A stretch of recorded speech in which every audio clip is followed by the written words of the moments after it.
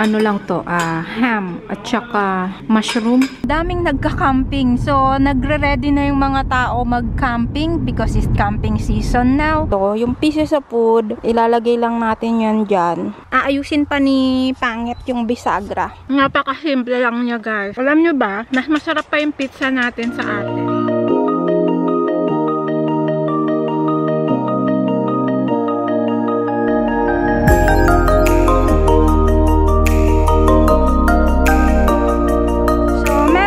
Cherry blossom dito. Meron din akong cherry blossom na tanim. Ayan siya. So, hindi ko na kailangan pumunta ng Stockholm. Dahil malayo para sa cherry blossom. Kasi color pink yun doon. Dito is super white. Ngayon is, binabalik ko na yung salamin niya. Kahapon is, binalik ko to. And then, nilagyan ko siya ng oil, something. Wood oil para medyo hindi siya dry and hindi siya mag-crack. So, ngayon naman is the next day na, ako lang mag-isa dito. And lalagyan natin to ng potty. Gagaya nito, ito yung ilalagay ko. Para siyang ano, paano ba to i-explain? Ganyan. Para siyang paste. And then ilalagay mo siya dito in between at saka sa labas para hindi mabasag yung salamin and hawakan niya yung glass. So, 3 yan. 2 yung dito after ko malagay to.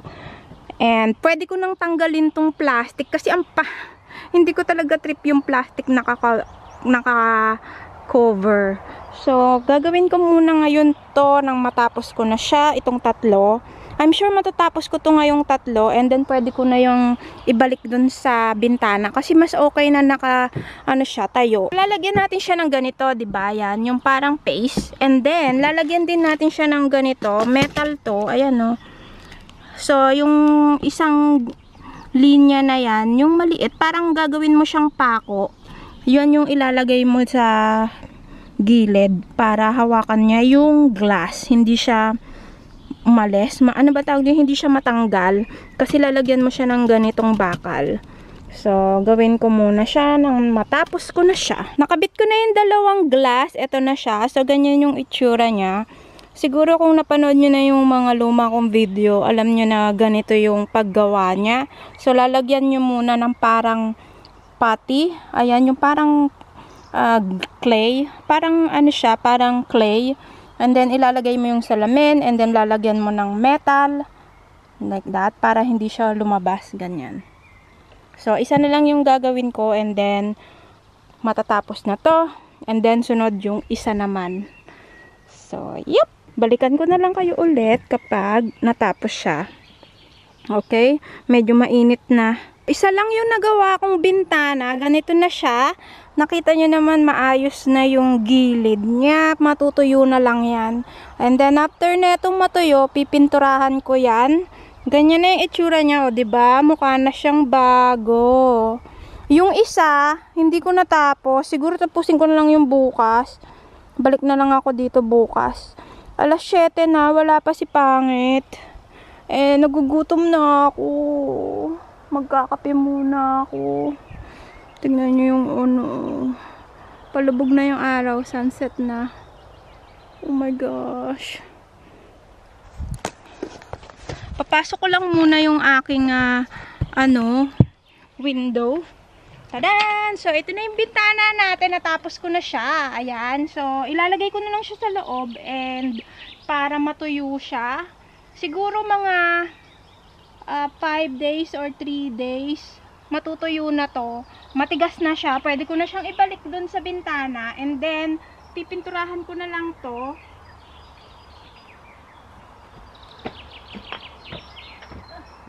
Magkakape muna ako, no, dahil anong oras na? 7:00. Wala pa si Pangit.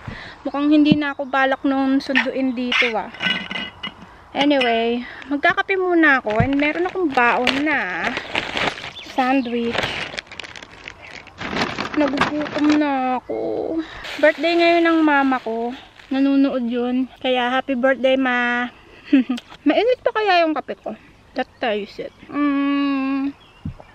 Pwede pa naman yung kape. Kakain muna ako, and then kapag dumating na lang si Pangit, saka ako na lang papakita ko sa inyo.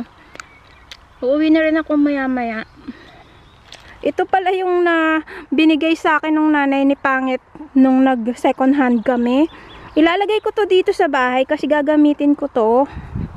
Gloves na iba-ibang size. Binigay sa akin kasi kapag may gagawin ako dito. Ay! Naku, nasira na yung pintuan namin. So, lalagay ko lang dito tong gloves kasi binigay sa akin yan. And, yeah. Uwi na tayo. Ayun na si Pangit.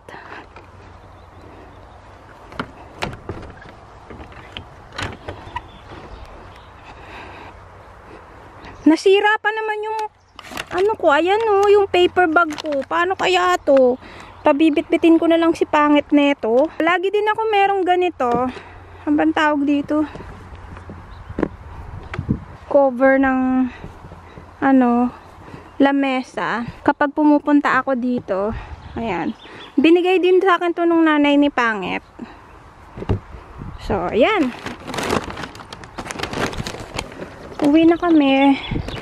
And, see you again next time, house. Yan na yung bahay namin na hindi pa rin ayos until now. The next day. So, si Pangit ang magkakat ng grass ngayon. Yeah. Show them all the grass that you need to cut. Ang taas ng grass dito. Lahat yan is. Meron pa dito. The flowers and the high grass. And on the other side there, we also want flowers and high grass. So it's perfect. So lahat yan is tatanggalin ni Pangit. Dito is medyo nakat na niya kasi natapos ko na dito yung bintana. And later on is uuwi rin na kami. Ayan. Inaantay ko lang matuyo yung glue na nilagay ko, pero it's perfect now. And naayos ko na din siya. Ayan. Nakita nyo naman, ayos na yung gilid niyan. At same din neto. Tignan nyo naman. Ayos na siya. Wala na yung blue na plastic kasi inayos ko na siya. So, ibabalik na lang namin yan maya-maya kapag uuwi na kami ni Pangit. And, meron ako malaking base doon. Ayun, no, pot. Ilalagay ko yan dito. And ilalagay ko din sa kabilang side. Tataniman namin ni Pangit. Bibili kami ng mga bulaklak. Siguro sa susunod na mga araw. And then ito yung apple tree ko. Namumulaklak na siya. And yeah. Yun lang yung ginawa ko for today. Nag-ayos ng bintana. Ikakabit ko din yan doon mamaya. And tignan nyo yung lilies. Namumulaklak na siya. Ay, lilis.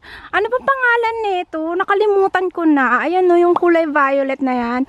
Hindi ko alam kung anong pangalan ng bulaklak na to. Pero, ang bango-bango nito. Hahanapin ko muna kung ano yung pangalan netong bulaklak na to. Ayan siya, oh. Cute. Super pretty. Violet. Lila.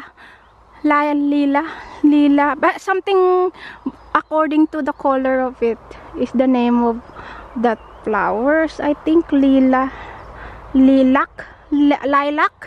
Is that a lilac? I don't know. Basta tignan ko na lang mamaya.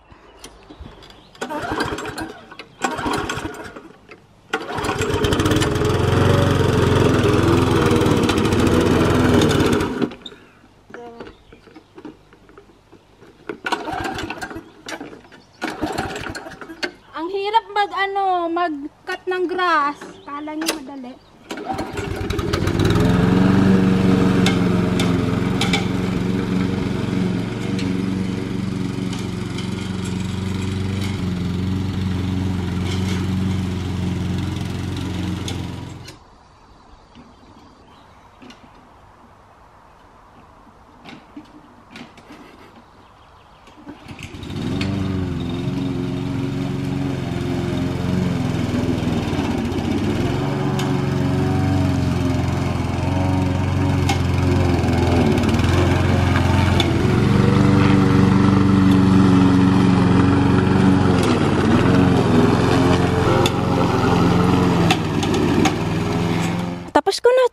linisin. Tignan nyo, natanggal ko na yung grass.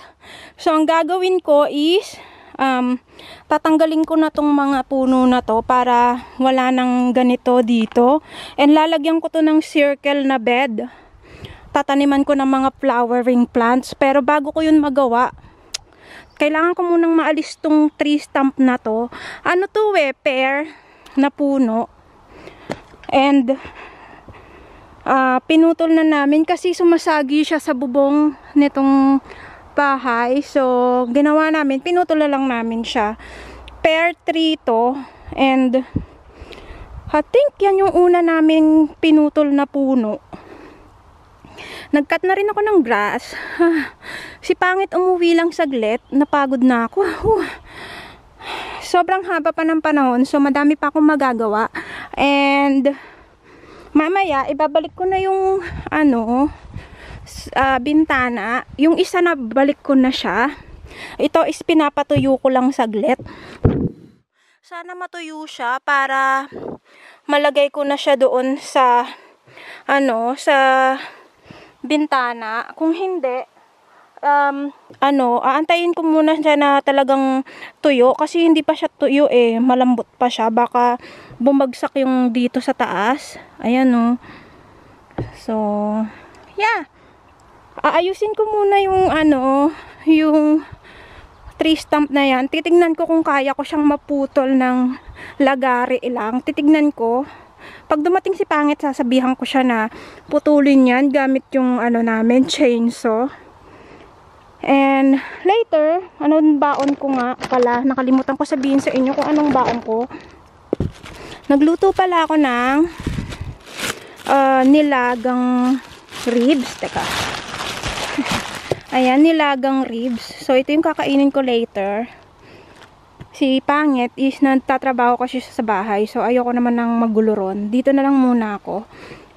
And later on is magpipika kami kasi anniversary nung nanay at tatay ni Pangit. So, dun muna siya sa bahay. Pupunta dito yung nanay at tatay niya and yung kapatid. So, magmimerienda kami mamaya. Ayan na yung itsura dito. Hindi ko muna dito kinat ng grass kasi may mga bulaklak pa siya. Sayang naman. And tingnan na lang natin. Mataas yung grass dito. Hindi ko pa siya kayang malinis. For meantime, dito muna ako. And kakain muna ako, dahil medyo malilate na. So, naibalik na namin yung bintana. Ayan na siya. And I hope matuyo siya. Kahit na ilagay namin siya dito. So, yan yung itsura niya. Satisfied naman ako sa kinalabasan niya. Pipinturahan ko na lang yan. O, diba? Kesa meron siyang plastic dyan. Much better pag ganyan. Nilagyan ko rin ng kahoy pala dito. Ayan para hawakan siya. Hindi siya bumagsak. Kasi basa pa siya. So, yun. Uuwi na kami ni Pangit. Kasi anniversary nung nanay at tatay niya. So, magpipika kami. Balik na lang ako dito tomorrow. Bye, house. See you again tomorrow.